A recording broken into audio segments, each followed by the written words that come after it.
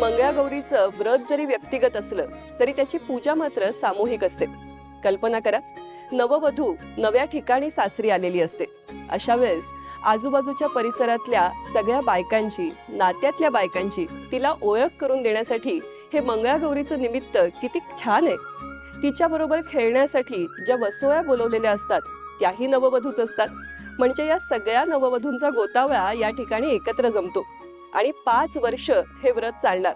म्हणजे 5ही वर्ष त्या सगळ्यांना अशीच मजा धमाल करायला मिळणार. यातून त्यांची मैत्री फुलणार हे तर ओघाने झालं नाही का.